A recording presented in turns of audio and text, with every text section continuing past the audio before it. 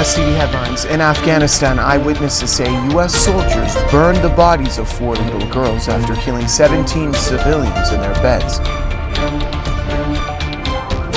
American assassination drones kill over 60 people in Yemen in 3 days.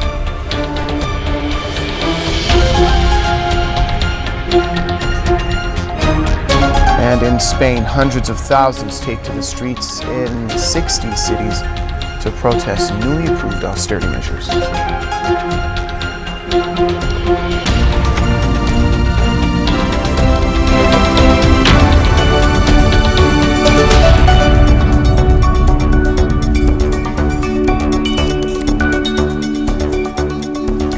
5:30 a.m. here in the Iranian capital of Tehran. Welcome to Press TV's World News. Our top story for this hour: at least 17 civilians, including 9 children, have been shot dead by U.S. soldiers in southern Afghanistan. The bloodshed took place in 3 villages in the Panjwai district of Kandahar province.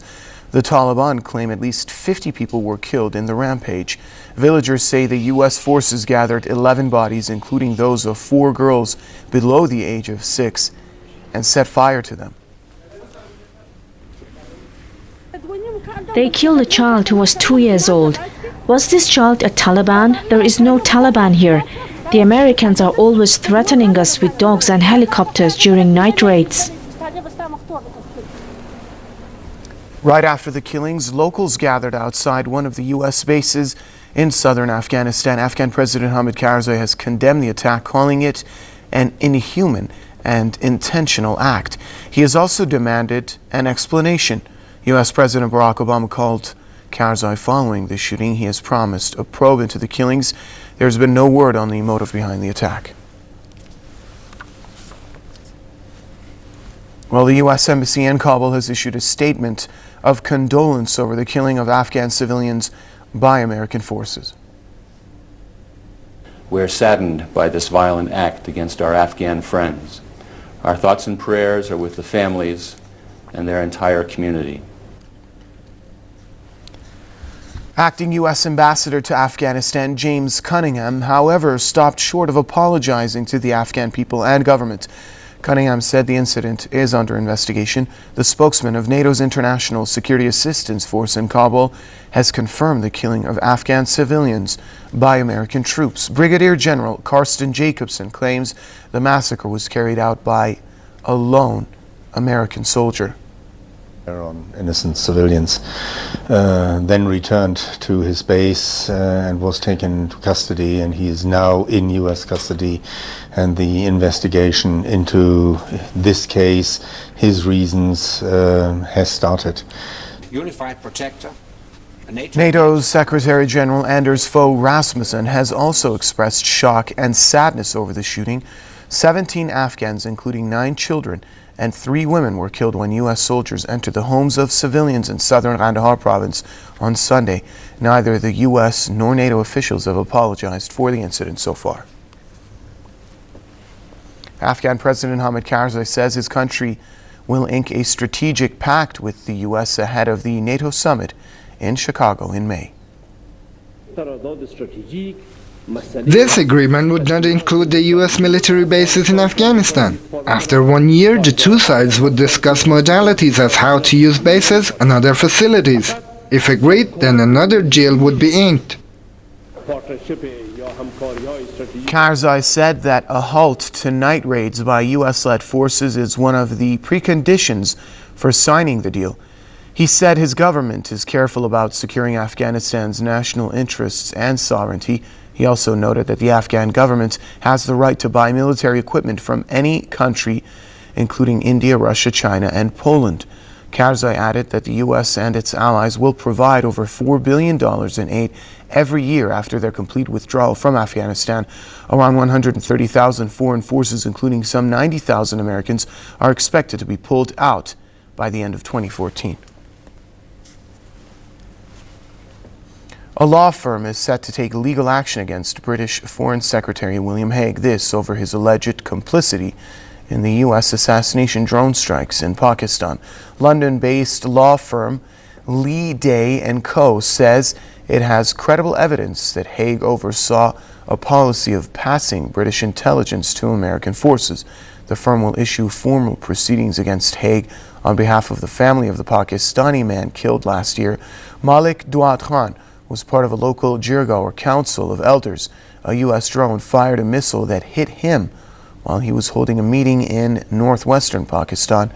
Washington has officially admitted to carrying out airstrikes in Pakistan. The attacks have resulted in growing anti-American sentiment in the country.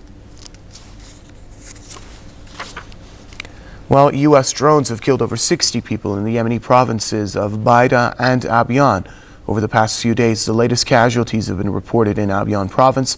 5 missiles reportedly hit an area in the city of Jar, killing 3 people. Witnesses say a U.S. drone and 2 F-16 warplanes were spotted in the area before the attack. An additional 59 people were killed on Friday and Saturday. The Yemeni government says those killed were militants. However, local residents have dismissed the claim. They also reject claims that the raids were carried out by the Yemeni military. They say U.S. aircraft were responsible for the attacks. While in Spain, people have taken to the streets to protest the government's labor reforms aimed at tackling the soaring unemployment. Authorities have criticized both the protest and its timing. Press TV's Guy Hedgeco reports from Madrid. Spain's 2 biggest unions led Sunday's protest march through central Madrid, with left-leaning political parties and social groups also taking part. Similar protests were held in cities across Spain against the Conservative government's economic policy, in particular its new labour reform, which makes hiring and firing easier. Is the worst labor reform in the Spanish democracy and one of the worst in Europe. The unions say this action was their only alternative after the government pushed ahead with the labour reform without negotiating its terms. But besides this protest, March 11th is an important date for many Spaniards for a very different reason. It's the anniversary of the 2004 terrorist attack which killed nearly 200 people here in Madrid.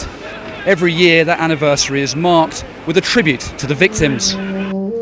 But the decision to stage the protest on this year's anniversary sparked controversy, with the government accusing unions of exploiting the sensitive date. While the main tribute to the victims of the train bombings went ahead in Madrid, other events were delayed until Monday. The Popular Party government has also criticised the protest itself. It says Spaniards should unite to get the economy back on track again, instead of taking to the streets, and that the labour reform is necessary to tackle Spain's jobless rate of 23%. But those protesting say the new law is counterproductive. And the employers have all the power to establish all the conditions of the labor market.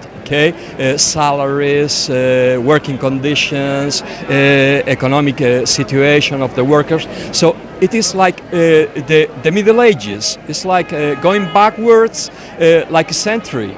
Okay, we don't agree with the fact that the government is taking advantage of this situation to make the people pay for the crisis. Sunday's demonstration is the latest in a series of protests against the economic policy of Prime Minister Mariano Rajoy, and more are expected, with union leaders organising a general strike against the labour reform for March 29th. Guy Hedgeco, Press TV, Madrid. Egypt's parliament has voted to start the process of a no-confidence vote in the ruling military government. This has further deepened the political tension as the military has been accused of trying to slow down the transition to civilian rule and consolidate its grip on power. Press TV's Karim Gamaluddin reports from Cairo. The Egyptian parliament moved to withdraw confidence from the military-appointed government of Prime Minister Kamel Ganzouri, a move that will pile pressure on the country's ruling junta to appoint a new cabinet likely to be headed by the Muslim Brotherhood. The government's performance is very poor. It has not acted in concert with the parliament. It has also failed to meet the demands of the people. Sunday's move by the People's Assembly was sparked by the departure of the American defendants accused of using illegal foreign funds to foment unrest in Egypt. Egypt's revolution took the whole world by surprise, especially the Americans. Americans. So when the American NGO organizations spend around $192 million in Cairo, we believe this must be war. The exit of the Americans kicked off a storm in Egypt, prompting many to accuse the Supreme Council of Armed Forces of bowing to U.S. pressure and intervening in the work of the Egyptian judiciary. During Sunday's parliamentary session, hundreds of protesters demonstrated outside the parliament to call for the dismissal of the current interim government and replacing it with a new cabinet which would work on achieving the demands and objectives of the Egyptian revolution. Members of the parliament say this move will add pressure on the ruling army generals to appoint a new cabinet led by the Muslim Brotherhood, which represents around 47% of the Egyptian parliament. Karim Gamaluddin, Press TV, Cairo. Well, you're watching Press TV's World News. Time for a reminder of our headlines for this hour. In Afghanistan, eyewitnesses say U.S. soldiers burned the bodies of 4 little girls after killing 17 civilians in their beds. American assassination drones kill over 60 people in Yemen in 3 days.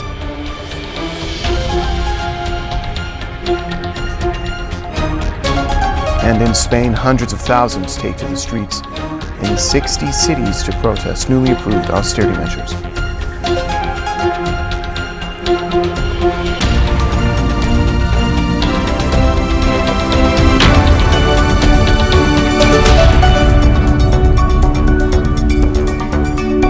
Still to come later on in the bulletin, Japan marks the first anniversary of the deadly earthquake and tsunami. Stay with us for details on that and more when we return.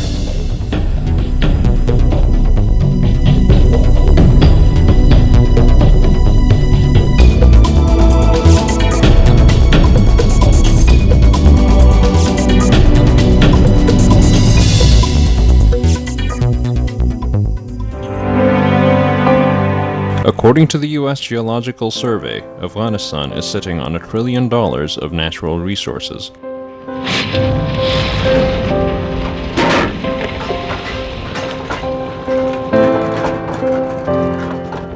نو تو فکر ورته وکړه چې دغه اولادو ته زه دغه 15,000 روپۍ دغه خلکو ته زه دوی ته چی واخلم.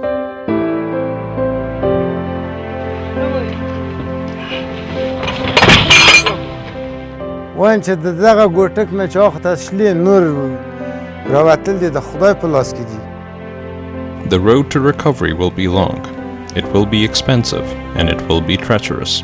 But with a little bit of luck and a good amount of foresight, they may be able to tap this enormous resource in a manner that elevates not just the country's minerals, but also its people.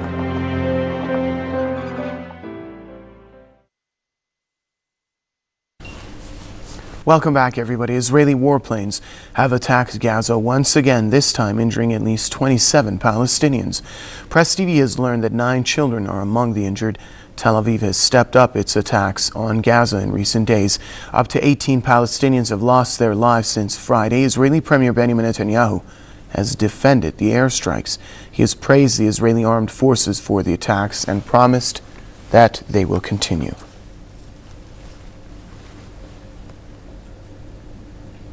Health officials in Gaza have warned that many patients with chronic diseases are facing imminent death due to the lack of medicine. Press TV's Ashraf Shannon reports from Gaza. The Palestinian Ministry of Health in Gaza has warned of health crisis in Gaza due to the Palestinian Authority's refusal to transfer medicine and hospital supplies to the people of Gaza. Gaza's health ministry's stock has run out of nearly half of its essential drugs needed for blood cancer patients, epilepsy, drugs required for women and children, in addition to surgery and hospital supplies. The Ramallah government bears a big responsibility for the health crisis in Gaza, as it refuses to transfer the badly needed medicine to Gaza. All shipments of medicine from donor countries go directly to the central storage facilities in Ramallah, including Gaza's share of medicines. But Ramallah does not allow it to reach Gaza for political reasons. Those at the highest risk are cancer and renal failure patients. Patients appeal for help as their health is deteriorating due to lack of medicine. We are calling on all the free people of the world to help us.